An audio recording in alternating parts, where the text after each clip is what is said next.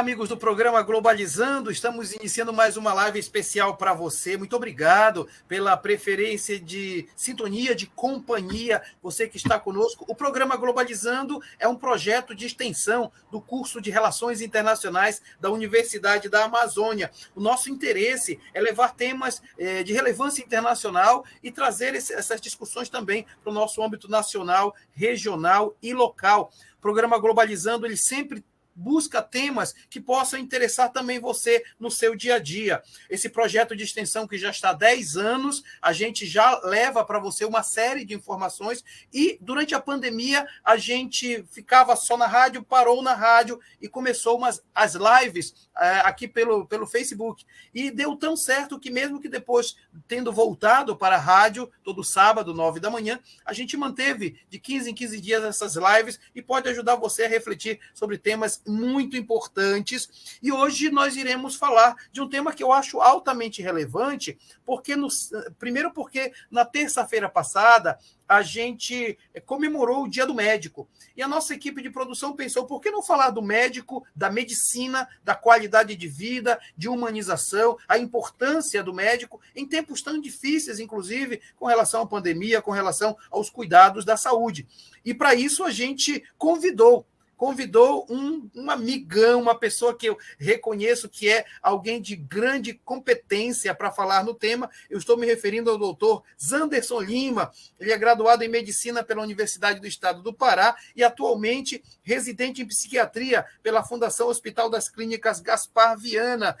Antes de eu conversar com os Anderson, quero logo colocar na conversa aqui os nossos apresentadores que estão comigo, a começar por quem está em São Paulo. Quero dar as boas-vindas para o queridíssimo Sérgio Salles. Tudo bem, Sérgio? Boa noite, professor Mário Tito. Boa noite a todos vocês que estão aqui acompanhando a gente em mais um programa Globalizando nessa terça-feira. Eduardo Vitória, boa noite, um prazer estar aqui com vocês. Doutor Zanderson, muito obrigado por ter aceito o nosso convite. Estamos ansiosos para participar dessa live mais do que importante. E se vocês quiserem assistir a outros programas e até mesmo reassistir esse futuramente, você pode acessar as nossas redes sociais, principalmente o nosso Instagram, que é @pglobalizando. Legal, Sérgio. Deixa eu logo passar. Então, voltando para Belém do Pará, quero dar as boas-vindas para o internacionalista Eduardo Oliveira. Tudo bem, Edu?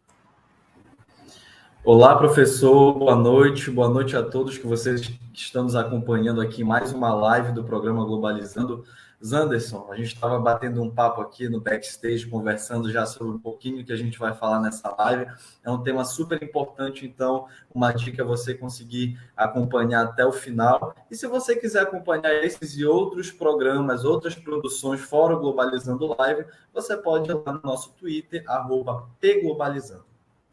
Legal, Eduardo. E completando o nosso time de apresentadores, estou me referindo agora à acadêmica do quarto semestre do curso de Relações Internacionais, Victória Vidal. Tudo bem, Vidal? Tudo bem, professor Mário Tito, tudo bem. Obrigada a todos que estão nos assistindo, obrigada, professor Zanderson, por estar aqui com a gente. E eu queria pedir a todos que estão nos assistindo para seguir o nosso Facebook, Programa Globalizando, e eu queria incentivar também a mandar perguntas nas nossas redes sociais, tanto no Instagram, quanto no Twitter e no Facebook. Legal, Victória. Então, a gente vai começar essa conversa de qualidade.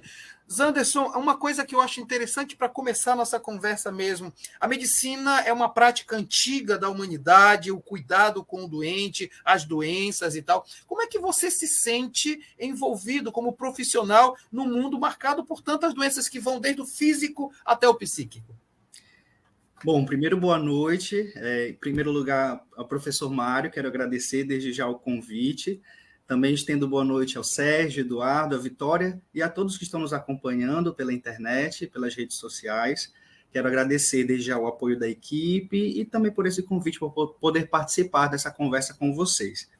Respondendo à sua pergunta, professor Tito, eu me sinto honrado, mas também é um grande desafio exercer na medicina de um tempo onde existem tantas coisas acontecendo que tornam o nosso trabalho essencialmente importante, mas também desafiante.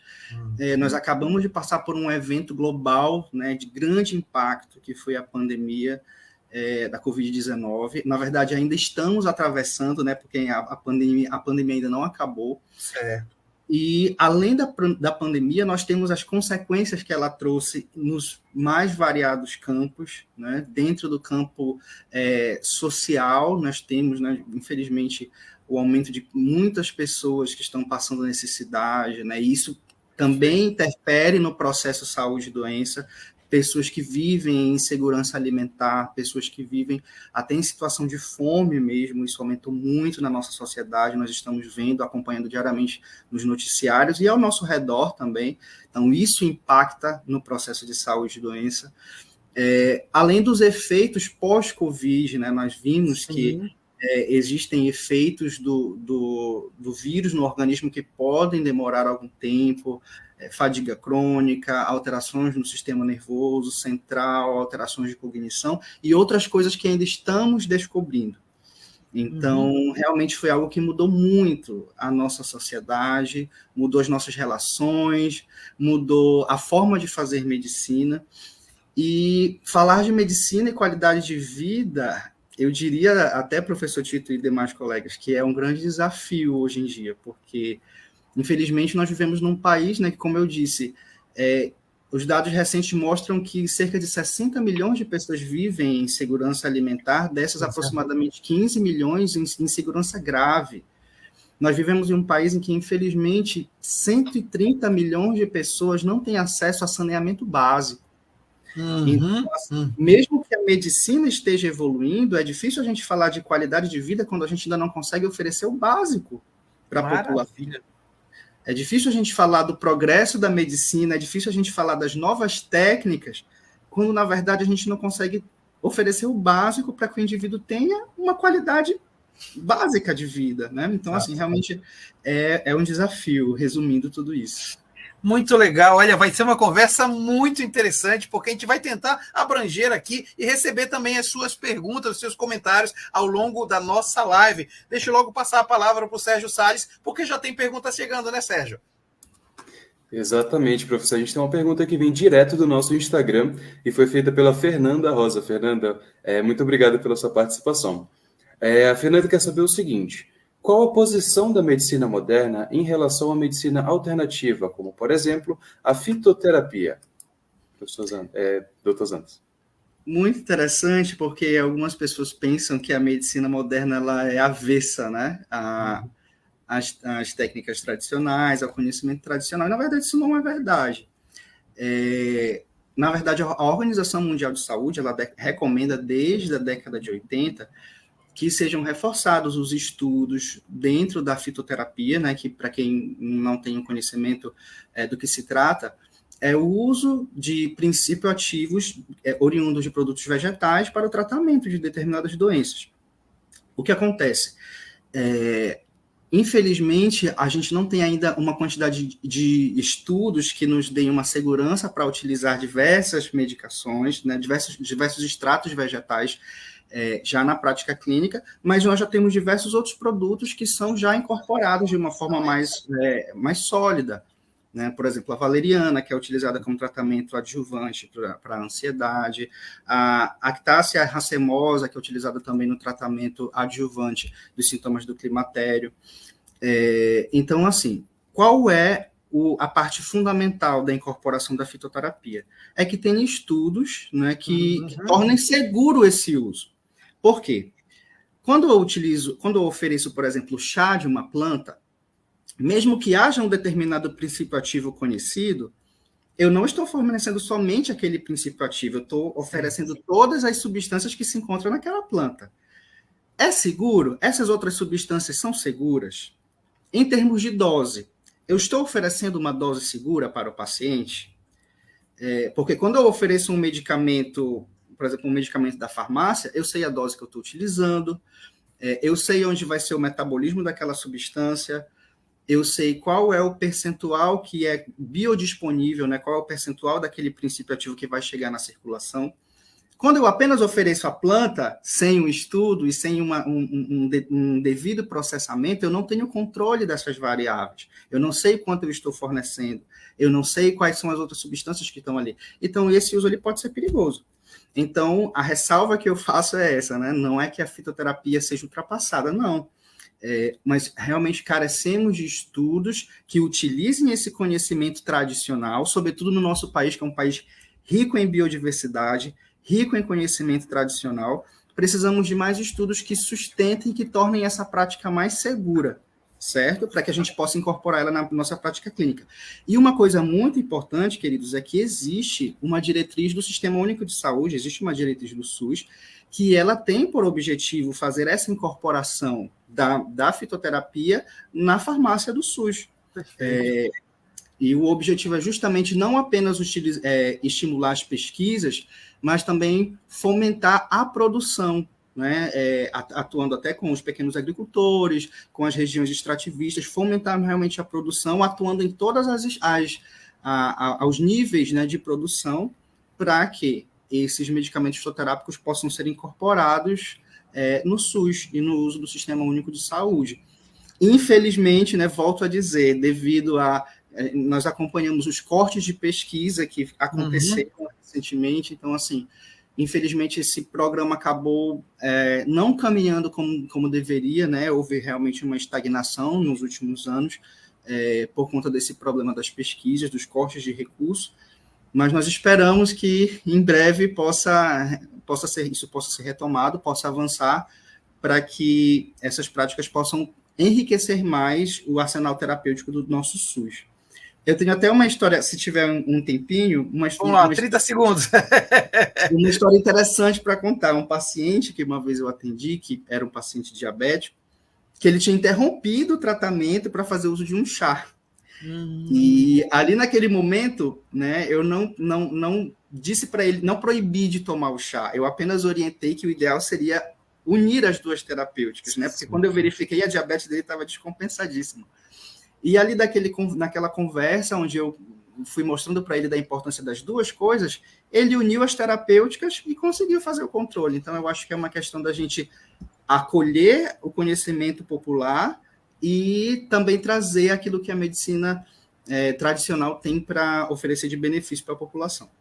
Muito legal, estava aqui acompanhando o teu raciocínio, sensacional essa ideia de fazer essa junção dos saberes, muito legal. Deixa eu dizer que na nossa live tem gente participando, a Sara Tavares está dizendo, boa noite, Globalizando, nada como uma live de qualidade altíssima como a dos Globe para concluir o dia. Obrigado, viu, Sara? Roberto Pinheiro está dizendo legal, está curtindo. A Luísa Veiga está dizendo, boa noite, pessoal, parabéns pelo programa de hoje. Queria saber do professor Zanderson de que forma a comunidade médica tem enfrentado e buscado outras formas de instruir as pessoas para reforçar o incentivo às vacinas. Infelizmente, nos últimos anos, temos visto doenças erradicadas voltando por conta disso. Daqui a pouco eu quero que você responda. Você prepare aí, tá? A pergunta da Luísa Veiga é bem legal. E Luiz Sampaio está dizendo, tema de muita importância. Parabéns à equipe por levantar o debate. Enquanto o doutor Zanderson está preparando a resposta para a pergunta da Luísa Veiga, Vitória, você tem informações para a gente, né, Vitória?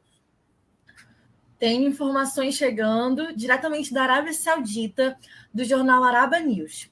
Novas tecnologias prometem revolucionar diagnóstico e tratamento do câncer de mama, e a agilidade da doença tem facilitado radicalmente as chances de sobrevivência, recuperação e qualidade de vida das mulheres, de acordo com especialistas em saúde. E uma coisa, Zanderson, e vocês que estão nos acompanhando, a medicina, como um campo de conhecimento em si, né, ela está datada desde a Grécia Antiga, é uma ciência bem antiga mesmo, tendo sido datada por Hipócrates, que é considerado o pai da medicina. E a área, ela se mantém em constante desenvolvimento até hoje, absorvendo conhecimento desde Roma, Egito Antigo, inclusive aqui também na Amazônia a gente consegue perceber esse tipo de absorção. E a grande transformação aconteceu na medicina moderna, com novas técnicas aliadas ao desenvolvimento tecnológico, o que, claro, aumentou a expectativa de vida da população mundial. É isso, Eduardo. Eu acho interessante as observações, até para fundamentar a pergunta que a Luísa Veiga fez, né? A questão da vacina, como trabalhar, né? No mundo negacionista, inclusive, de gente não querendo tomar vacina, inventando fake news sobre a vacina, e chips, etc. e tal. Como é que se trabalha nisso, hein, Zanderson? Bom, Excelente pergunta, queria agradecer a pergunta que foi colocada. Realmente, nós precisamos combater a desinformação com a informação. E mostrar para as pessoas que, eu sempre costumo, quando surge esse tipo de dúvida no consultório ou no atendimento de emergência, eu sempre procuro trazer informações no sentido que mostrar para as pessoas que, ao longo de toda a nossa vida, nós tivemos um avanço da medicina e a redução das doenças infecto-contagiosas por conta do progresso das vacinas. E que foi por conta do progresso das vacinas que nós diminuímos mortalidade infantil, por conta do avanço das vacinas que nós praticamente erradicamos certas doenças, e que agora algumas, inclusive, estão voltando pela diminuição da cobertura vacinal. Por exemplo, eu sempre uso para ilustrar o caso do sarampo. Então, o Brasil, ele tinha o certificado pela OPAS, pela Organização Pan-Americana da Saúde, nós tínhamos o certificado de erradicação do sarampo. Por conta da nossa cobertura, realmente, o sarampo estava erradicado no nosso país. Eu posso dizer para vocês que durante a minha graduação, eu me graduei em 2013, por favor, não façam as contas com relação à idade, mas na minha graduação, eu não vi nenhum caso de sarampo. Não vi nenhum caso de sarampo. Era uma doença que a gente só via nos livros. E pela redução da cobertura vacinal, por esse avanço dessa propaganda anti-vacina, que é uma propaganda enganosa, eu diria até que criminosa, porque assim compromete a vida de muitas pessoas. Com o progresso dessa campanha anti-vacina e a redução da cobertura vacinal, o sarampo ele voltou, fez epidemias, vários surtos no país, houveram mortes. Então, assim, nós vemos um exemplo muito claro do que essa campanha anti-vacina pode provocar de estragos em termos de saúde pública. E eu sempre procuro dizer também que a vacinação é uma estratégia coletiva. Ela é uma medida de prevenção, de proteção pessoal também, mas ela é, sobretudo, um pacto coletivo de proteção da população. Então, se eu tenho uma queda da cobertura vacinal, é como se nós precisássemos de um muro. A vacina, ela cria um muro ao redor da população. Se esse muro começa a ficar cheio de buracos, o invasor consegue penetrar. Então, reduzindo a cobertura vacinal, nós estamos tornando esse muro vulnerável, como se esse muro ficasse cheio de buracos. E aí as doenças entram, e quando elas entram, elas podem fazer um estrago, que é realmente muito prejudicial em termos de saúde pública.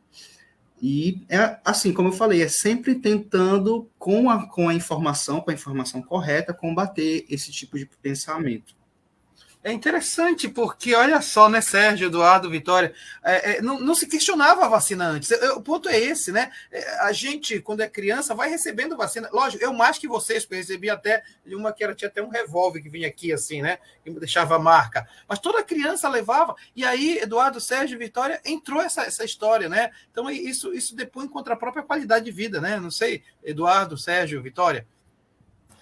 Na verdade, é sim, e o que muita gente acredita, e isso foi um terreno profícuo para a desinformação, é que vacina não faz com que a pessoa de jeito nenhum pegue a doença. É uma proteção, e principalmente quando a gente percebe que é uma vacina emergencial. Então, quando não se tinha, que a ciência estava estudando, a gente viu agora que estudos estão sendo feitos, a pandemia não acabou, novas cepas estão surgindo, isso foi um terreno para desinformação, né? Porque essa informação de que vacina não tira a possibilidade de pegar a doença foi dado lá no ensino fundamental, ensino médio da escola, que muita gente acabou não prestando atenção. Verdade. É isso, e tem aqui logo o Hélio Castro está dizendo o seguinte: boa noite, parabéns pela live, o conhecimento transforma o mundo. E é isso, sabe, Zanderson? A ideia de que a gente não pode desistir nunca de transmitir conhecimento, mesmo que o ambiente esteja negativo. E no caso da saúde, isso é fundamental, né, Zanderson? É fundamental, porque só assim a gente vai construir multiplicadores. Quando num atendimento a gente consegue orientar uma pessoa e ela consegue acolher aquela informação fidedigna, ela com certeza vai multiplicar essa informação. Essa é a importância da educação em saúde. Formar também multiplicadores. Da mesma forma como a fake news ela se multiplica, As notícias verdadeiras, o conhecimento, ele também precisa ser replicado. Ele precisa ser difundido para combater esses pensamentos que causam tão mal à nossa sociedade atual. Muito bem, vamos para a segunda rodada de perguntas, Vidal, agora é com você. É isso mesmo, minha pergunta ela vem diretamente do Twitter. O Gustavo Oliveira ele fala assim: qual foi a importância da atuação dos Médicos Sem Fronteiras no período de pico da pandemia? Bom, Vitória, a Organização Médicos Sem Fronteiras ela é uma organização sem fins lucrativos, né, uma organização não governamental, e ela atuou na pandemia em vários países, inclusive no Brasil, em vários locais, em Manaus, de uma forma muito particular, onde nós acompanhamos aquele triste colapso, né, do sistema público de saúde. Então, os Médicos Sem Fronteiras eles atuaram tanto oferecendo apoio humano, oferecendo profissionais para atuar na linha de frente, quanto apoio estrutural, oferecendo material, equipamentos, inclusive montando em alguns locais hospitais de campanha. Pelo que eu tive conhecimento, foi uma atuação que ajudou em muitos locais, onde, pelas condições estruturais, não havia uma condição a um combate efetivo à pandemia, e a Organização Médicos Sem Fronteiras atuou nessa forma, dando um suporte às instituições governamentais nesse enfrentamento, onde, nos locais onde havia já o colapso e pessoas estavam morrendo pela essa falta de assistência ao enfrentamento da pandemia. É interessante isso, né? A questão de você não ter essa perspectiva do Médico Sem Fronteiras com o ajudante. A gente olha também, Cuba costuma mandar muitos médicos ao redor do mundo. E aí eu faço uma pergunta pessoal para vocês, Anderson. Como é que tu te sentes vendo tantas pessoas que não conseguem ter acesso a médicos, ou tem médico só uma vez e não consegue? Como é que você se sente como profissional da saúde? Isso é realmente muito preocupante, né? Nós sabemos que assim, a promoção em saúde ela é feita por uma equipe multidisciplinar, na qual o médico tem o seu papel. Quando o médico não está presente, nós temos outros profissionais que têm a sua atuação, mas que eles não conseguem, em alguns momentos, suprir a atividade do médico, justamente por não fazer parte do seu escopo de ação, e isso acaba prejudicando muito a assistência. E nós vemos que isso acontece exatamente nas áreas periféricas, nas áreas de difícil acesso, e são justamente as áreas onde a necessidade é maior. Porque são as áreas onde o nível socioeconômico é mais precário, onde as pessoas tendem, na maioria das vezes, a ter uma qualidade de vida, né, já que nós estamos falando do nosso tema de medicina, qualidade de vida. Às vezes as pessoas, por conta dessa condição socioeconômica precária, isso influencia na qualidade de vida e, por conseguinte, no processo de saúde e doença, gerando adoecimento. Então, realmente, essas políticas de descentralização da oferta de assistência médica, elas são muito importantes para garantir que a população tenha esse acesso ao cuidado, né, esse acesso às terapêuticas que são realizadas por meio do profissional médico. Muito bem, olha, na nossa live, e você que nos acompanha aqui no Facebook, a gente faz também um giro de notícias. Agora há pouco fomos para a Arábia. Eduardo, nós vamos para onde trazer alguma notícia? Bom, professor, agora a gente está indo, o aviãozinho da notícia está indo lá para a Nigéria, do jornal The Cable, que fala o seguinte: o governo nigeriano demonstra preocupação em relação ao intenso êxodo de médicos do país, e membros da associação local apontam a baixa remuneração como uma das causas desse fenômeno. Em resposta, o oficial do governo advoga que isso é devido a uma crise orçamentária e que os médicos devem aguardar melhora desse cenário. Bem complicado. Com certeza, muito complicado. E olha, a gente está falando sobre o Médicos Sem Fronteiras, eu vou falar um pouquinho sobre o que é essa organização, essas medidas que foram tomadas, né? Então, o Médicos Sem Fronteiras é uma organização humanitária internacional que leva cuidados de saúde a pessoas afetadas por guerras, desastres naturais, epidemias e etc. Ela atua com uma imparcialidade, então ela não está atrelada a poder político, militar ou religioso. E embora a organização seja de atuação médica, ela também chama atenção para realidades que não podem ser negligenciadas e, em caso de extrema urgência, né, para garantir a sobrevivência, ela fornece água, alimentos, saneamentos e abrigo a pessoas que estão necessitadas. Zanderson, quando o Sérgio fala do Médicos Sem Fronteiras, você comentou, e o Eduardo traz essa notícia da remuneração. Eu queria que tu falasses um pouco disso, sobre dois aspectos, né? O primeiro, a remuneração, no sentido de prioridade de um governo. Eu vou remunerar bem professor e médico, né? Essa é a primeira coisa. E depois, do ponto de vista do médico também, a remuneração é importante, e de que forma isso pode estimular a você fazer um trabalho de maior qualidade? Então, eu vou dizer para vocês quais são os dois principais fatores que dificultam a fixação do médico no interior. Uhum. O primeiro deles é o que já foi comentado, que é o da remuneração.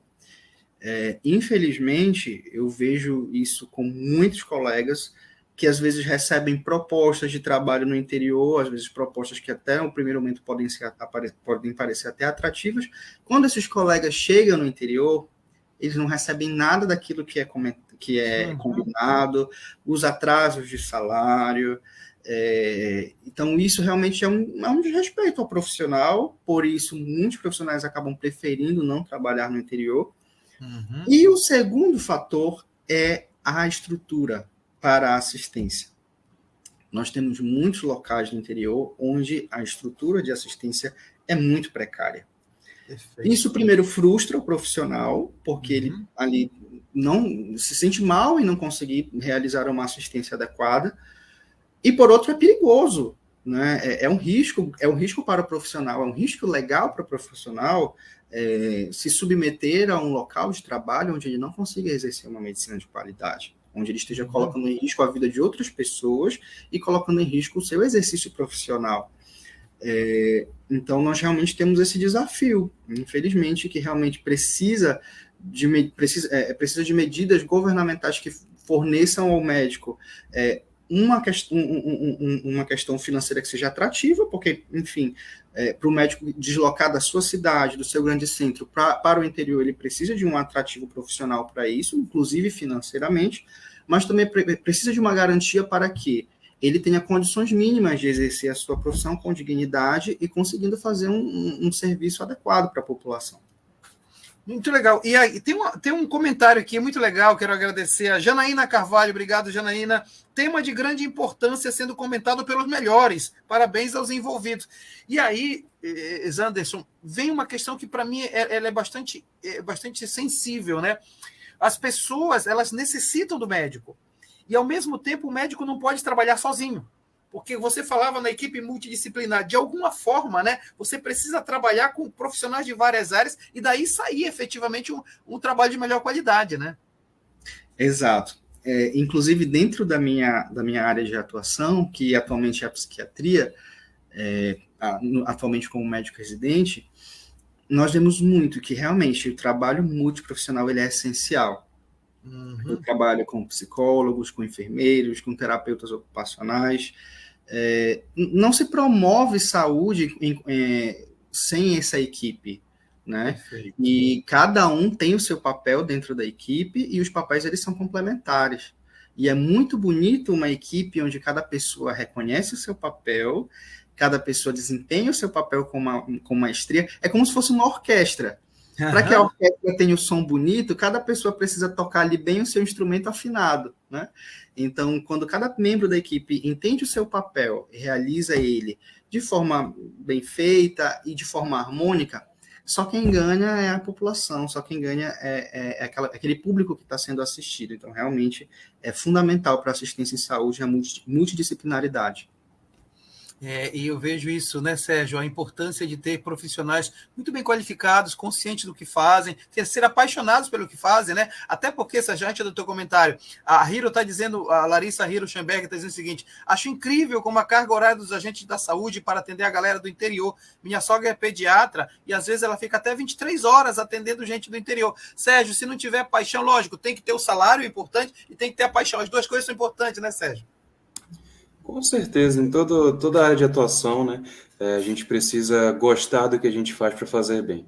Se a gente gosta, você mesmo é uma pessoa que fala muito isso para a gente quando está ensinando, se a gente gosta do que a gente faz, a gente não trabalha. Exato. Entendeu? A gente não trabalha, a gente se diverte fazendo. E isso é uma coisa que a gente vê muito nos hospitais, até mesmo antes da pandemia. Muitos médicos que a gente vai naquele atendimento rápido, eles nem olham na tua cara. Tu tá lá, eles falam, toma isso, toma aquilo, tá, beleza, tchau, próximo. Então, muitas das vezes a gente fala, ele nem olhou na minha cara, ele nem falou comigo direito. Beleza, tem muitos médicos que realmente não têm essa boa conduta, mas muitos médicos também estão lá em horas exaustivas de trabalho, uma carga horária extremamente grande. Então, a gente meio que tem que entender, aceitar que é dessa forma, mas também poderia ser uma mudança na forma de ensinar. Dentro das faculdades, dentro das universidades, poderiam existir formas de vamos supor, uma disciplina que fale sobre o tratamento pessoa-pessoa, não médico-pessoa. E isso eu acho que seria uma coisa extremamente importante. Zanderson, eu vou logo dar a palavra para o Eduardo Oliveira, porque a próxima pergunta já trata disso. O Eduardo vai fazer a pergunta, vai adicionar, a gente vai jogar tudo no teu peito e você vai fazer o gol. Eu queria rapidinho adicionar o que o Sérgio falou. Tem um filme muito bom que é Patch Adams, O Amor é Contagioso. É um clássico, né? Que fala todos sobre os meus alunos mas... de filosofia um dia assistiram esse filme, todos. Nós assistimos no primeiro dia de aula, Eduardo. Maravilha. Ah, foi? Olha aí. Então fala sobre a humanização do tratamento. Então existia um lado dos médicos que eram restritos aos procedimentos, aos remédios, mas o amor, o contato, ele também é importante para a recuperação, principalmente na tua área, né? Psiquiatria, também a área da psicologia. Então, esse é um exemplo para você que está nos acompanhando. É um filme muito bom, recomendo bastante. Mas, Zanderson, o William Alves, aqui do nosso Facebook, que por sinal é Programa Globalizando, podem mandar os comentários a sua pergunta. Ele pergunta o seguinte: por que há a necessidade de uma formação humanizada para os médicos? Então, por que o Patch Adams conseguiu revolucionar o hospital que ele trabalhava e conseguir um melhor desempenho no tratamento dos pacientes? Bom, quero agradecer primeiro pela pergunta, excelente pergunta. Gente, o ser humano ele é muito complexo, né? Como já essa frase ela é de um conhecimento um pouco mais amplo, que o ser humano é um ser biopsicossocial. O que significa isso? Nós somos compostos pelo nosso corpo, pelo nosso biológico, né, pelo nosso bio. Nós somos compostos pelo psico, pela nossa mente, pelas nossas emoções. E o ser humano é um ser social, né? Ele tá inserido num contexto, ele faz parte de uma rede de relações. Então, o processo saúde e doença, ele atua em todos esses elos do indivíduo. Né? Como nós temos o conceito de saúde da Organização Mundial de Saúde, é que saúde ela não é apenas a ausência da doença. A saúde ela é o completo bem-estar físico, mental, social, até mesmo espiritual do indivíduo. E por que eu estou falando disso? Porque o indivíduo que ele é formado ou ele é habilitado somente de uma forma mecanicista, apenas para olhar o biológico, ele acaba tendo uma visão muito restrita do que, na verdade, é o ser humano. Isso vai interferir no seu processo de diagnóstico, isso vai influenciar no estabelecimento da relação médico-paciente, isso vai interferir diretamente na sua conduta e no resultado do processo terapêutico. Por isso é importante que haja essa formação nas graduações, e que também o médico busque essa disposição pessoal a esse olhar mais amplo, porque só assim é possível fazer um diagnóstico preciso, só assim é possível estabelecer um vínculo com o paciente, e só assim é possível estabelecer um processo terapêutico eficaz. Porque, inclusive, a doença, ela não é genérica, a doença ela é individual. Por exemplo, professor Mário e demais colegas, a COVID. Se todos nós aqui, talvez aqui todos nós tenhamos pego a COVID em algum momento. Mesmo sendo a mesma doença, ela se manifesta de forma diferente em cada indivíduo, porque cada um tem um organismo. Primeiro, porque cada um tem um organismo, como eu falei, mas também porque cada um vivencia o processo de adoecimento de uma forma particular. A doença ela pode até ser genérica, mas o adoecimento ele é particular, porque ele depende da vivência subjetiva do indivíduo. E é por isso que o médico não pode tratar de forma mecanicista, porque as doenças elas não vão se repetir como no livro. Ali tem uma pessoa que tem uma história, que tem um contexto social, que tem necessidades particulares, e identificar isso e fornecer um tratamento individualizado é fundamental para o estabelecimento do processo terapêutico. Eu fiquei muito satisfeito, não só com a sua resposta, mas a ênfase que você deu, exatamente que nós somos muito mais do que apenas corpo, né? Nós somos uma cadeia de relações. Nas minhas aulas de filosofia eu costumo falar isso mesmo, porque para a gente não ter uma receita de bolo para o ser humano, né? O ser humano é diferente, então, de certa forma, isso é muito legal de pensar, né, Vidal? Das individualidades, a sensibilidade com cada pessoa, isso é muito legal, né, Vidal? Exatamente, professor. Doutor, é importante também, né, entender também as questões de gerações, né, das crenças que cada um tem. Às vezes a gente indica alguma coisa, a gente tem que ter delicadeza de explicar para aquela pessoa, de entender o contexto social, o contexto de idade daquela pessoa, para ela acolher o tratamento correto. Enfim, cada um tem suas particularidades e é uma tarefa assim gigante de um doutor, né, de um médico, de lidar com tudo isso, mas é um processo assim enfrentado aí pela frente, discutido. Legal, Vidal. Pois não, vontade. Se me permite fazer uma colocação, assim, com um exemplo, certa vez eu atendi uma senhora, assim, né, lógico que não vou revelar, mas atendi numa unidade que eu trabalhava, e ela chegou me pedindo exames. Era uma senhora de idade que chegou me pedindo exames porque achava que estava com carência de vitamina, que estava com alguma alteração no seu corpo, porque ela se sentia fraca e desanimada. E eu comecei a conversar com aquela pessoa, e querendo saber de tudo aquilo que ela estava vivendo. E, no fundo, eu fui percebendo que, na verdade, que aquelas alterações que ela estava me referindo, com aquele desânimo, com aquela falta de disposição, na verdade, era um quadro depressivo que ela estava enfrentando. Então, assim, se eu tivesse apenas solicitado os exames que ela pediu, talvez a gente não teria chegado a esse diagnóstico, né?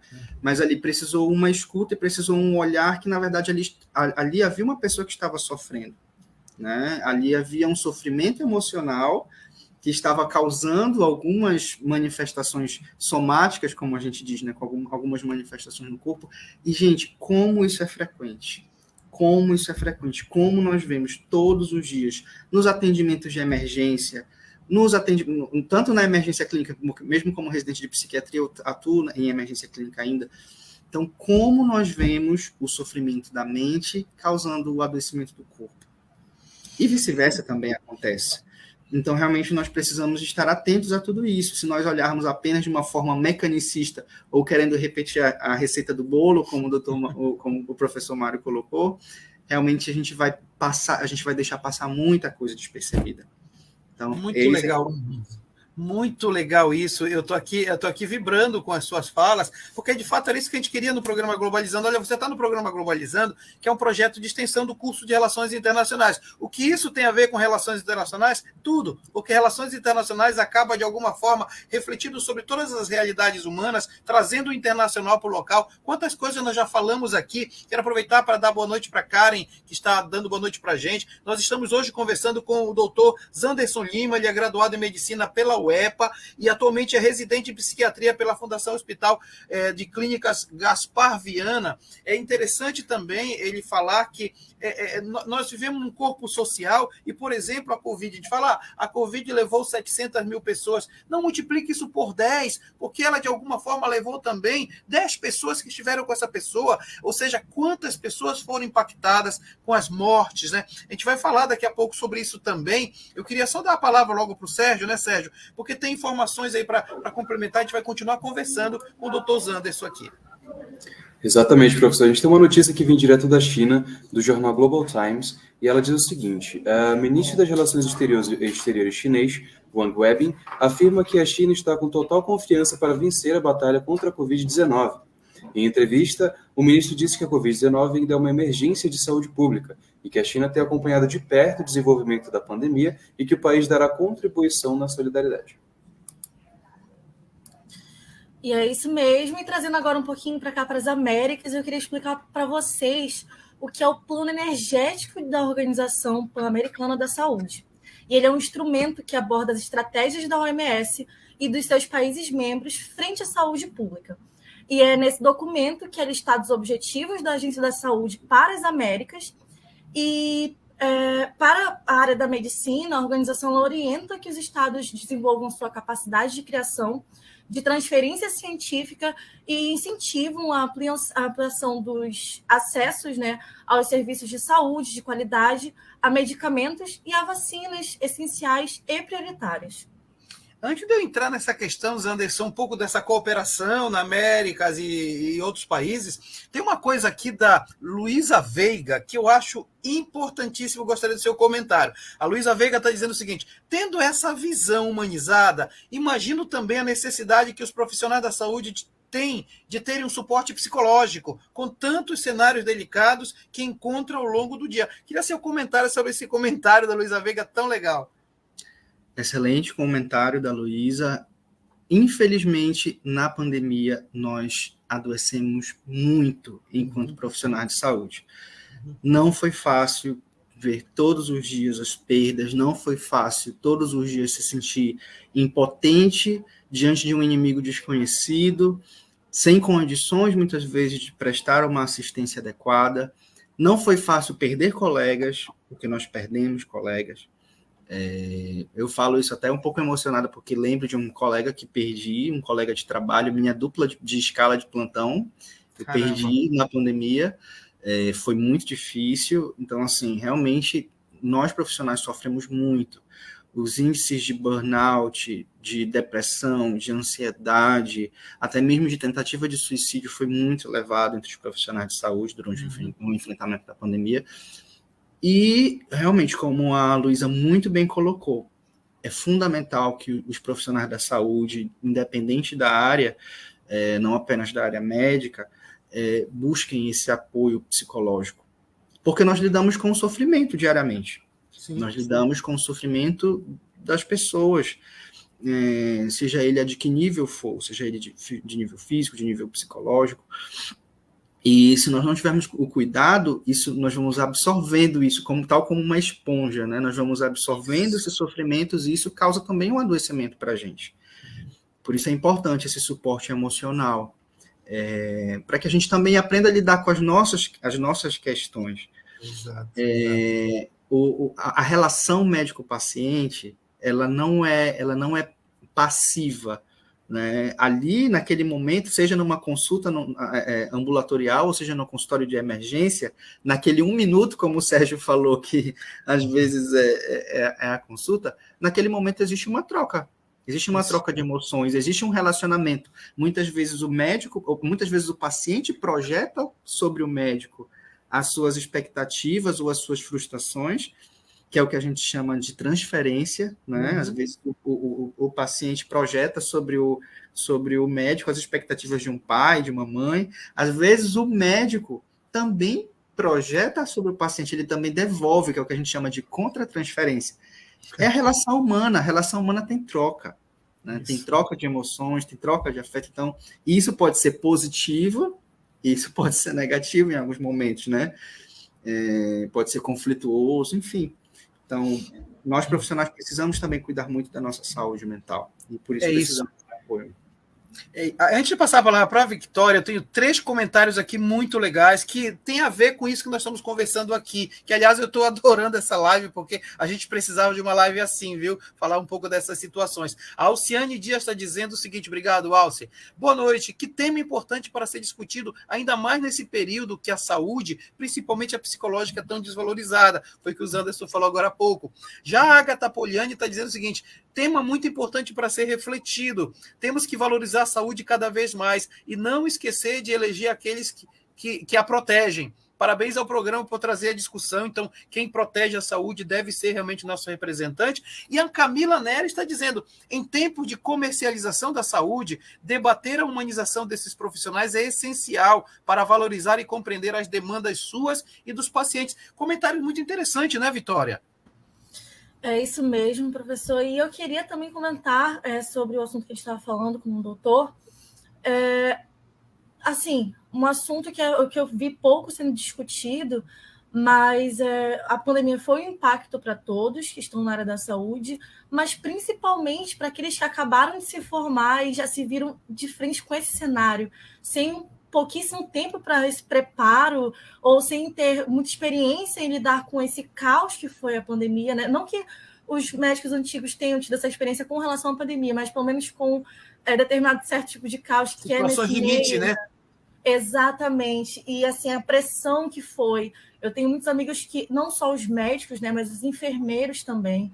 Tenho muitos amigos, né, nessa área que são jovens que se graduaram há pouco tempo, que já se viram frente a esse cenário assim caótico. E imagino o psicológico dessas pessoas naquele período de pandemia.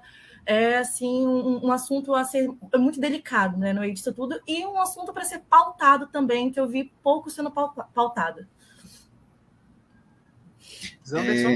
É verdade, como você colocou, todos os profissionais, independente do âmbito, né, foram acometidos por essa realidade. E é muito importante a gente também frisar que o apoio entre todos foi fundamental, né, aquele companheirismo entre as diversas equipes, isso foi fundamental para que nós pudéssemos enfrentar juntos, muitas vezes, né? Então, assim, nos locais onde eu trabalhei, a parceria entre as equipes, a parceria entre os profissionais foi um grande auxílio para que a gente pudesse enfrentar junto. Como você comentou a respeito dos profissionais novos, né, realmente, muitos profissionais recém-formados que foram, assim, lançados, como podemos dizer, no olho do furacão, né, que iniciaram a sua carreira profissional diante do maior desafio em saúde do nosso século.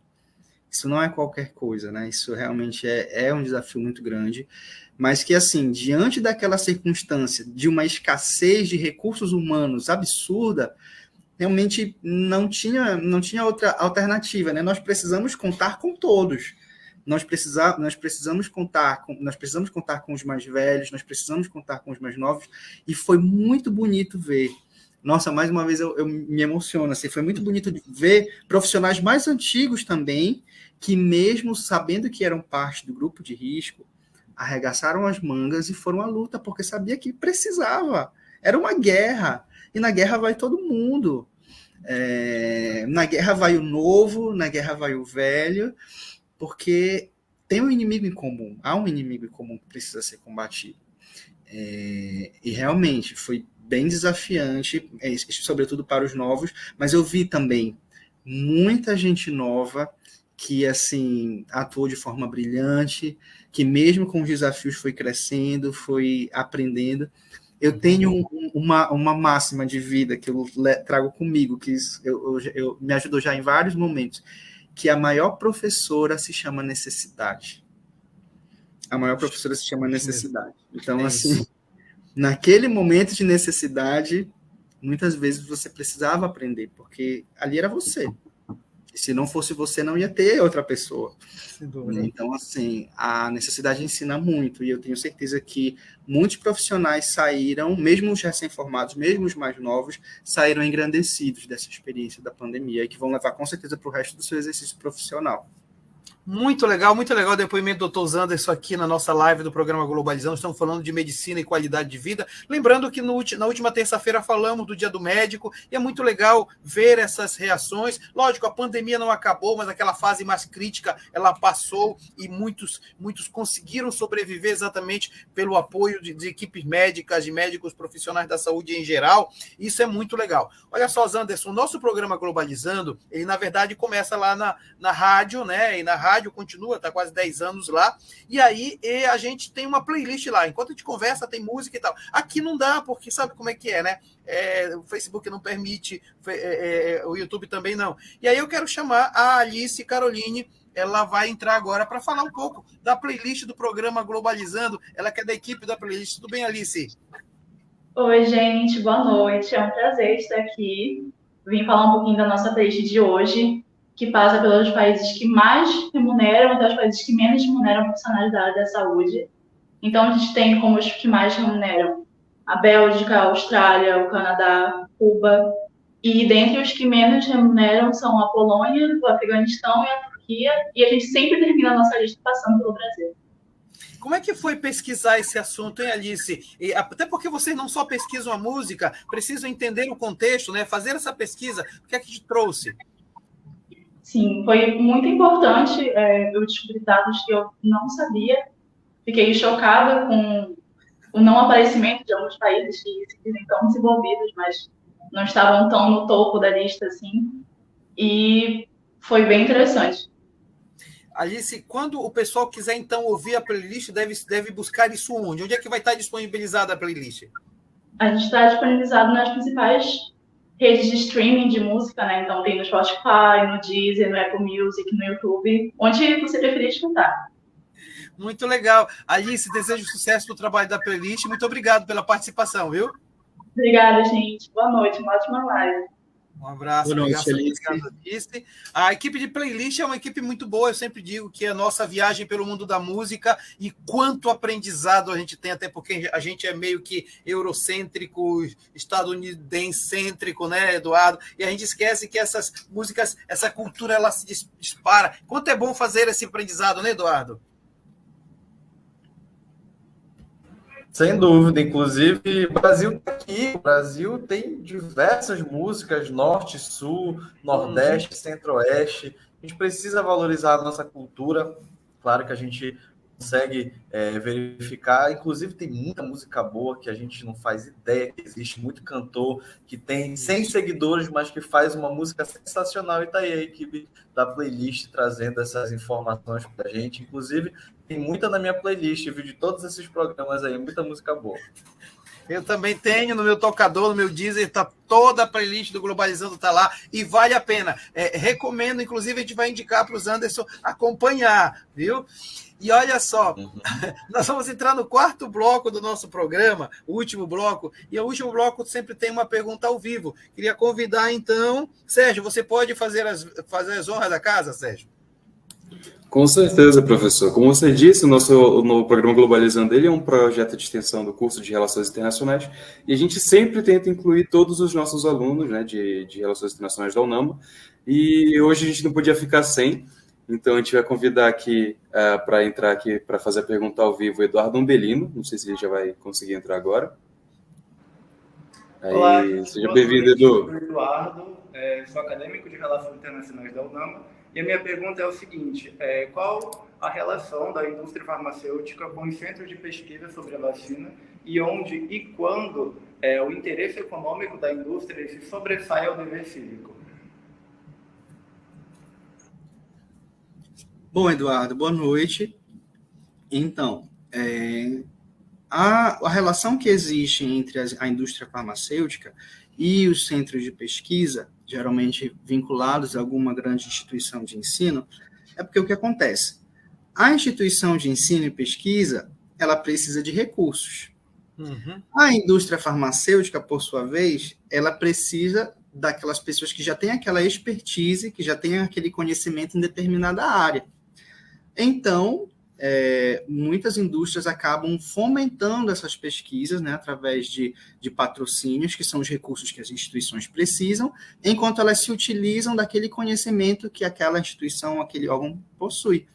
E dessas parcerias saem também grandes benefícios para a sociedade, como, por exemplo, a gente tem o caso da vacina, que foi a parceria entre a AstraZeneca e a Universidade de Oxford. Foi uma parceria entre uma indústria e uma renomada instituição de ensino, que resultou numa das vacinas que foi utilizada mundialmente no combate à pandemia. É claro que é uma relação, como todo mercado, né? O mercado da indústria farmacêutica. É claro que existe um interesse lucrativo financeiro, nós não podemos ser ingênuos ao ponto de achar que não, mas tudo isso é regido por normas éticas legais. Então, assim, não, o fato de que exista investimento da iniciativa privada ou de empresas farmacêuticas, isso não invalida o resultado dessas pesquisas ou desses produtos. O interesse financeiro é fato que sempre há, porque não deixa de ser um mercado, mas as normas éticas e de todo o processo de pesquisa, que é muito rigoroso. Para você ter um novo fármaco, para você ter uma nova vacina, são uma série de etapas que precisam ser cumpridas até que chegue no paciente, né? Desde estudos in vitro, depois dos estudos in vitro, os estudos em vivo ainda com animais, depois dos estudos com os animais, os ensaios clínicos, e a partir dos ensaios clínicos randomizados, que nós chamamos, a partir desses resultados é que é autorizado o início da prática clínica. Então, assim, isso nos dá uma segurança de que é um processo que traz benefício e não malefício para a população. Aliás, eu considero uma coisa, Anderson, a partir da pergunta do Umbelino, assim, com toda a dificuldade que houve, ter vacinas que funcionaram, isso foi um esforço hercúleo, porque isso dependeria de um tempo muito maior, e em tempo reduzido se conseguiu ter vacinas que salvaram vidas, né, Anderson? Exato. O mundo se voltou para isso. Todos os grandes centros de pesquisa se voltaram com essa finalidade. Então, assim, todos os esforços realmente foram concentrados no combate a esse inimigo que era realmente emergencial. Nós precisávamos de uma resposta rápida. E o que eu sempre coloco para as pessoas que criticam, né? Algumas pessoas, por que foi tão rápido? Por que foi tão rápido? Se para determinadas vacinas demorou anos, e por que essa vacina foi tão rápida? A ciência desenvolveu muito ao longo desses anos. Nós não temos como comparar o desenvolvimento de uma vacina hoje com o desenvolvimento de uma vacina há 30 anos atrás, há 20 anos atrás. A ciência hoje já tem a técnica e os caminhos para que isso possa ser desenvolvido de uma forma muito mais veloz e de uma forma também segura. E eu sempre dava um exemplo, assim, um exemplo lúdico para poder fazer as pessoas entenderem isso. Se uma pessoa, ela é uma boleira, ela tem uma expertise, ela sempre faz os seus bolos, se eu peço para ela fazer um bolo de um sabor diferente, vai ser um sabor que ela nunca fez, mas ela sabe fazer bolos, ela tem expertise em fazer bolos. Então não vai ser uma grande novidade, vai ser uma novidade, ela vai fazer um sabor novo, mas ela já sabe como fazer um bolo. A ciência já sabe produzir vacinas, ela tem o conhecimento e tem as técnicas para isso. Desenvolver vacina para um novo agente é um desafio? É um desafio. Mas, com certeza, não é o mesmo desafio de anos atrás, porque hoje nós temos um conhecimento acumulado de técnicas e inovação científica que nos permitem fazer isso de uma forma mais rápida e mais segura. Muito obrigado. Eduardo Umbelino, o doutor Zeno, você é bom pra caramba, né? Generosidade sua, professor Tito, generosidade sua. Eduardo, quero te agradecer muito pela participação e aproveito para desejar sucesso a partir de amanhã lá na Ciono, viu? A gente se encontra. Obrigado, a gente se encontra lá. Beleza, então obrigado, Eduardo Umbelino, participando do programa Globalizando. Aproveito para fazer registro aqui do Sérgio Moraes. Sérgio Moraes está dizendo boa noite, parabéns pelo tema abordado, obrigado, Sérgio. E a Alciane Dias está reforçando a ideia, a playlist dessa semana, como sempre, está impecável, é isso mesmo. E agora eu vou passar a palavra para você, Victoria Vidal, é para você agora. Bom, agora nós temos a nossa quarta notícia de hoje, que passa diretamente pelo Brasil. E ela vem do portal de notícias G1. O Ministério Público Federal abre procedimento para avaliar se a rede pública de saúde será capaz de garantir o acesso universal e igualitário ao uso do canabidiol. O medicamento auxilia principalmente no tratamento de crianças com epilepsia.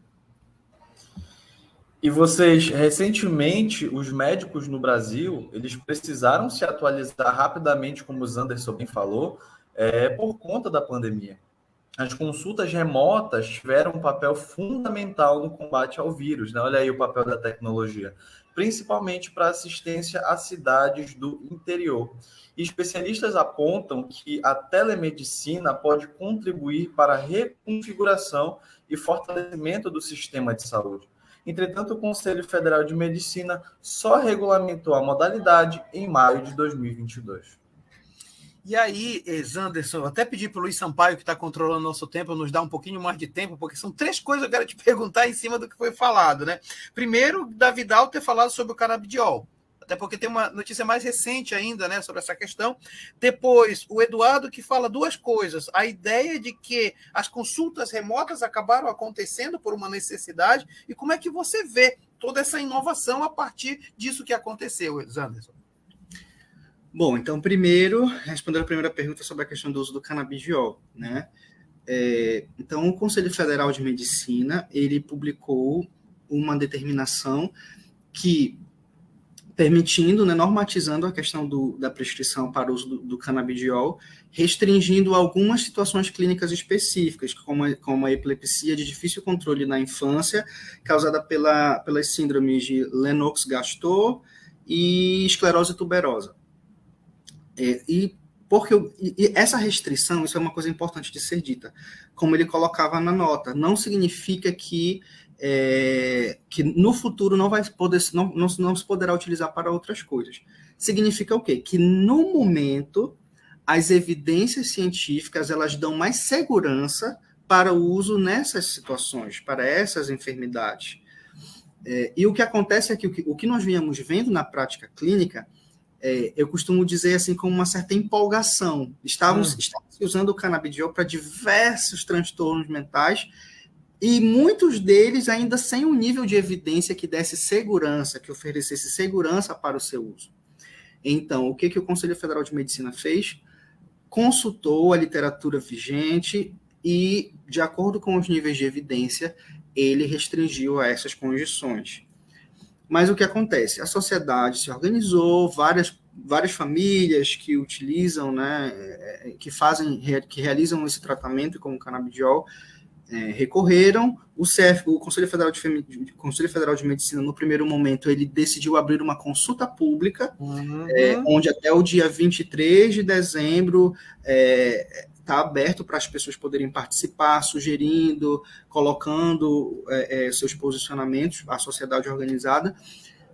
E hoje, no Diário Oficial, após uma plenária do Conselho Federal de Medicina, houveram por bem suspender aquele primeiro decreto. Então, no momento, ele está em suspenso, até que haja realmente esse diálogo com a sociedade como um todo, para que essa normatização do uso do canabidiol ela seja segura, ela seja feita de uma forma realmente seguindo os preceitos da medicina baseada em evidências que nós temos atualmente, e para que esse uso não aconteça de uma forma discriminada, né, podendo trazer malefícios à população. Então, acredito que seja prudente, ao mesmo tempo que a gente precisa de prudência, a gente entende que existem necessidades que só quem tem um familiar com uma epilepsia, por exemplo, de difícil controle, sabe como foi importante essa esperança trazida pelo canabidiol. Então, assim, é algo que precisa realmente dessa cautela, sem privar as pessoas do acesso a essa nova modalidade terapêutica, mas, ao mesmo tempo, avançando com cautela, porque os malefícios não são totalmente conhecidos, né? Então, assim, a medicina já errou outras vezes por se precipitar. A medicina já errou por se precipitar. Então, nós precisamos ter só uma certa cautela e seguir de acordo com aquilo que as evidências científicas apontam como melhor. Certo. E telemedicina? A telemedicina, realmente isso foi algo, uma herança positiva que ficou da pandemia, né? Porque assim, já existia essa discussão, né, no Conselho Federal de Medicina desde 2018, já se discutia sobre essa questão da normatização da telemedicina, mas a pandemia ela meio que potencializou esse processo, né? Ela acelerou esse processo porque, enfim, dentro da realidade que nós vivemos, foi o meio de assistência, o meio de atendimento mais favorável naquela circunstância de isolamento e tudo mais. E acontece que o atendimento de telemedicina ele acabou se desenvolvendo muito, o que levou o Conselho Federal de Medicina a acelerar esse posicionamento. E agora, em 2022, foi normatizado, né, a questão do uso da telemedicina, ficando a cargo do médico escolher se integrar a essa nova modalidade ou não, mas que o Conselho é favorável, e claro que coloca algumas orientações técnicas para que esse atendimento de forma não presencial, ele possa ser um atendimento adequado, para que possa ser seguro para o paciente, para que a privacidade e o sigilo sejam respeitados. Então, existe uma normatização, mas que com o objetivo de que esse atendimento seja tão eficaz quanto o atendimento presencial. Rapidinho um comentário da Vitória Vidal. Dentro disso, né, que a gente está conversando agora e trazendo para as relações internacionais, tem um texto que a gente estuda, que eu estudei no meu primeiro ou segundo semestre, foi uma frase que ficou marcada para mim. O nome do livro é 20 anos de crise.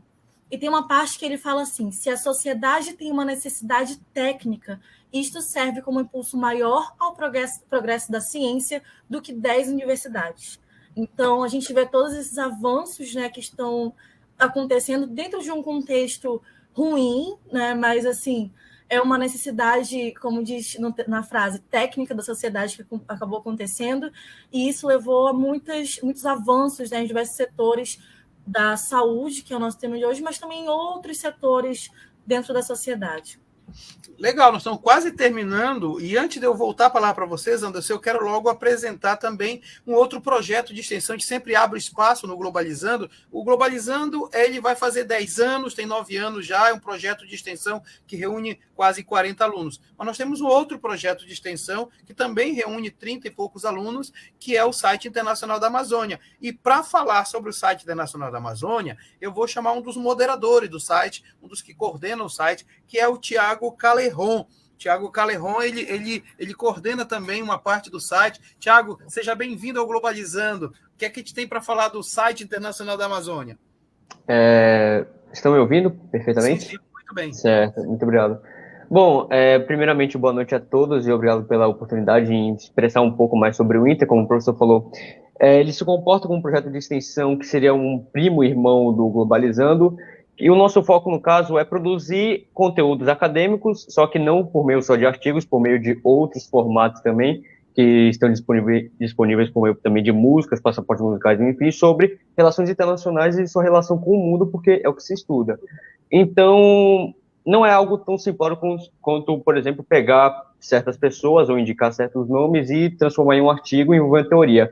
A gente tenta analisar o mundo ou um aspecto do mundo que esteja contemporâneo, já tenha passado há muitos séculos atrás, e tentamos limitá-lo ou então entendê-lo a um certo ponto baseado no que a gente compreende hoje sobre a coisa. O que é interessante porque, e o Mário Tito não há ninguém melhor para ele do que falar sobre isso, nós utilizamos os próprios acadêmicos, é claro, não todos, porque não há como utilizar acadêmicos no primeiro semestre, por exemplo, para formar o pensamento acadêmico do site. Então, eu acho isso extremamente interessante. Tiago, e aí essa semana, o que é que tem de novidade? Você pode destacar para a gente assim, algum quadro que é top do site? Eu destacaria o Personalidades, porque nós estudamos e até expomos, de certo ponto, uma personalidade em si, mas no que ela representa ao cenário internacional e no que, por exemplo, nos seus ideais. Gosto do Dormir Informado porque é um quadro de informativo sobre as principais notícias do dia, e como o nome já bem sugere, você vai dormir informado com as principais notícias do dia. Temos os artigos, que eu particularmente sou um dos moderadores, que nós fazemos sempre artigos 3 vezes por semana, baseado em alguma temática diferente que esteja reverberando no mundo, mas eu particularmente sou muito mais atrativo com guerras e economia, que são 2 quadros que tem no Inter também. Muito legal. E essa riqueza toda pode ser acessada como, Tiago? Bom, estamos tratando de um site, certo? Então, primeiro, o link do site para achar na internet. Seria o www.internacionaldamazônia.com. Se for buscar em outras redes sociais principais do Inter, você pode localizar no Twitter, que é o @Inter da Amazônia, e no nosso Instagram, que é o Inter da Amazônia. Por fim, lá, também temos uma página no Facebook, que o nome é Internacional da Amazônia, o nome completo do site, no caso. Muito legal. Tiago, eu vou te convidar para ficar aqui com a gente, está quase encerrando o programa, até porque Perfeito. daqui a pouco eu vou tratar da Ciono, a gente vai já conversar sobre a Ciono rapidinho aqui, tá? Perfeito. Muito bom. Nós estamos praticamente encerrando a nossa live de hoje do programa Globalizando, uma live tão esperada para falar sobre medicina e qualidade de vida, e acabamos, de alguma forma, tratando de tantas coisas. E Zanderson, eu queria que você manifestasse um pouco, diante desses 2 anos e pouco de tanta intensidade de trabalho, o seu trabalho lá no Hospital das Clínicas, como é que você se sente sendo médico? Eu queria um depoimento pessoal seu. Me sinto com uma grande missão, me sinto com um grande dever a cumprir diante da sociedade, diante de uma necessidade cada vez crescente no âmbito da saúde mental. Foi exatamente isso que me motivou a escolher essa área da psiquiatria, vendo que nossa sociedade realmente precisa de ajuda nesse aspecto. E eu me sinto com esse dever, mas, assim, ao mesmo tempo me sinto muito grato em poder colaborar de alguma forma, me sinto feliz em poder, através da minha profissão, poder ajudar, poder fazer o bem a tanta gente. E me sinto, de fato, muito realizado. Apesar dos desafios, eu digo que não é fácil, não é uma profissão fácil, é uma profissão que requer sacrifícios, requer renúncias, muitas vezes, do tempo com a família, renúncia do tempo do lazer, requer realmente, muitas vezes, um sacrifício até físico, né? Quando a gente fica horas lá sem comer, trabalhando, enfim. Mas eu, de forma geral, eu posso dizer que é muito gratificante, é realmente muito compensador o exercício da medicina para mim, assim, de forma particular.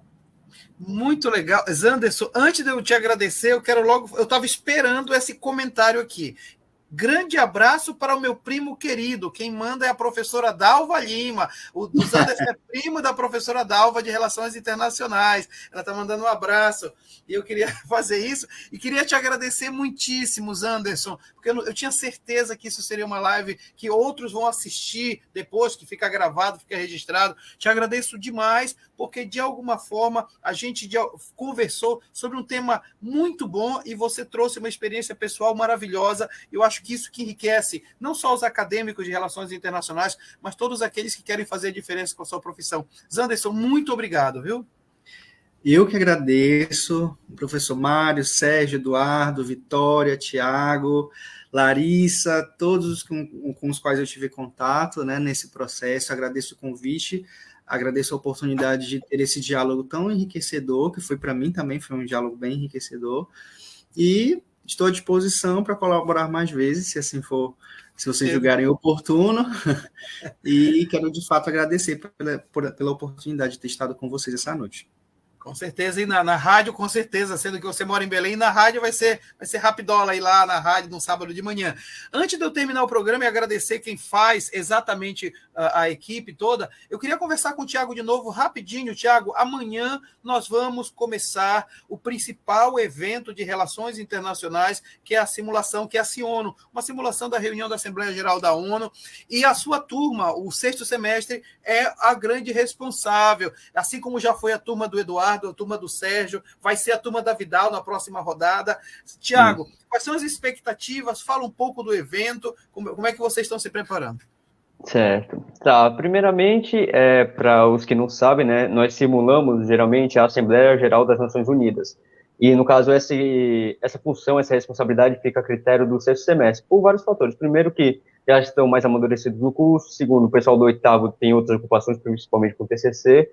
Então, nós organizamos uma grande simulação que é baseado nas delegações e em todos os parâmetros utilizados pela ONU quando ela vai abrir a sua Assembleia Geral. No caso, o que se compreende exatamente? Nós decidimos um tema e, baseado no tema, nós discutimos as temáticas que se derivam deste tema naturalmente. O tema deste ano vai envolver tecnologia e segurança, então, obviamente, os painéis vão ser envoltos dessa grande temática da Ciono. A Ciono deste ano será composta por 3 painéis e, portanto, as mesas de negociação e de debate serão em volta desses 3 painéis com horários já definidos, baseado nos dias de quinta e sexta-feira. No entanto, por mais que queira começar a simulação em si na quinta-feira, Eu devo destacar que, na verdade, ela começa a partir de amanhã com a palestra magna. Inclusive, o professor Mário Tito estará presente nela, sendo sendo o mediador, no caso da mesa. Que, no caso, nós iremos expor algo, iremos introduzir alguns teóricos que possuem certa referência com algo que envolva segurança e tecnologia. O professor Mário Tito irá mediar a mesa de reunião para aumentar os saberes e os conhecimentos de todos que irão participar efetivamente da simulação. Lembrando que os acadêmicos da UNAMA, do curso de Relações Internacionais da UNAMA, é que vão participar, mas é claro que pessoas de fora ou outras instituições podem participar como espectadores. Inclusive, eu, como sexto semestre, farei parte da delegação de Israel, e a Vitória Vidal irá fazer parte também, acredito eu. Vidal, você é de qual delegação, hein, Vidal? Eu sou da Rússia. Muito bem. Sérgio, você foi... Que delegações, Sérgio? Quando você organizava, participava? Eu participei da mesa, professor. Estava na mediação lá na mesa, lá na frente, tremendo, porque eu sou muito nervoso. Estava tudo tremendinho, assim, saudade. África do Sul, Estados Unidos, China e Alemanha. Eduardo é o ícone já da Ciano, não tem como, é o meme. Ele é sempre lembrado, né? Isso daí é uma coisa inegável. Professor, eu estava conversando com a aluna justamente sobre isso. Quando eu penso em debater com alguém, eu já imagino a cara do Eduardo. Toda vez a mesma coisa. Batendo de frente com alguém é a cara do Eduardo. Exposto ao vivo, Então, olha só, não pode. Você que está nos acompanhando e de repente se interessou, é lá na UNAMA BR, lá na BR 316. São 3 dias que o curso se transfere para lá. Quarta, quinta e sexta estaremos para lá e a gente vai viver intensamente essa experiência. Desde já, eu deixo claro que vai ser. Você pode acompanhar pelas nossas redes sociais todos. Tem a rede social da Cion, tem a rede social do Globalizando, tem a rede social do curso, tem a rede social do site, então vai estar todo coberto. Quero agradecer muitíssimo ao programa de hoje, a começar por Eduardo Oliveira, Eduardo internacionalista. Muito obrigado, Eduardo, você sempre muito, muito, muito competente naquilo que faz. Obrigado, viu, Eduardo? Eu que agradeço, professor, agradeço a todos vocês que compartilharam essa live comigo, Sérgio, Vitória, Thiago, professor Zanderson. O Zanderson fala com uma calma, mas uma calma transvertida em sabedoria, de saber o que faz, que é muito bacana de conversar. Então já se sinta convidado, te respondendo, é oportuna a sua volta lá para a rádio, para a live. E uma mensagem final é que comprimidos aliviam a dor, mas só o amor alivia o sofrimento. Então, fé na ciência. Maravilha, maravilha, Eduardo. Quero agradecer ao queridíssimo amigo, líder da equipe de arquivos, está lá em São Paulo, mas é como se estivesse aqui, porque mora no nosso coração. Sérgio Salles, muito obrigado. Muito obrigado, professor. É sempre um prazer maravilhoso participar dessa live. Thiago, Eduardo, Vitória, é sempre um prazer compartilhar esse espaço com vocês. Zanderson, gostaria muito de te agradecer, não só por participar do nosso programa, mas por ter estado nessa linha de frente, por continuar exercendo essa profissão e se aperfeiçoando para ajudar cada vez mais gente. Então, do fundo do meu coração, muito obrigado. E a todos vocês que ficaram aqui até agora, se vocês perderam algum pedaço e quiserem reassistir essa verdadeira aula que o Zanderson deu aqui para a gente, acesse o nosso Instagram, que é @pglobalizando. Boa noite, gente. Legal, Sérgio. Thiago Calerron, muito obrigado. Você que é do site, mas já falou já falou também do Aciono. Muito obrigado pela sua participação aqui no Globalizando. É sempre um prazer, professor. E o senhor pode me convidar, obviamente, quando estiver disponível, a participar, que eu farei com o maior prazer. E sempre uma honra dividir o espaço com vocês, que são pessoas que eu priorizo muito, respeito muito e tenho sempre simpatia constante. Muito obrigado pela oportunidade e que tenhamos uma ótima simulação essa semana.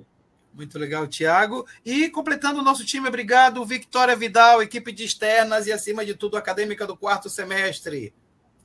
Obrigada a todos, obrigada, Maritito, obrigada, doutor Zanderson, obrigada a todos os meus colegas aqui, o Eduardo, o Sérgio, o Thiago, e a todos que nos assistiram hoje.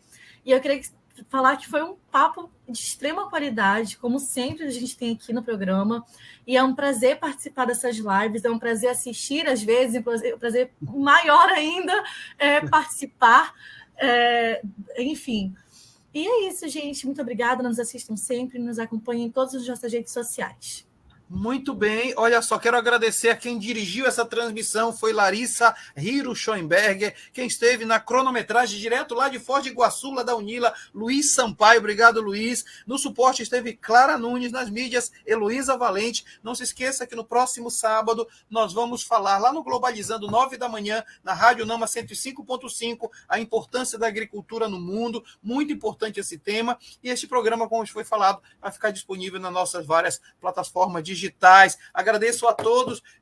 Nós temos uma live já no dia 1º e vai ser sensacional. Sabe por quê? Nós vamos falar sobre os desafios do novo primeiro-ministro do Reino Unido, que tomou posse hoje ainda. Você não pode perder. Galera, muito obrigado a todos. Tchau, pessoal.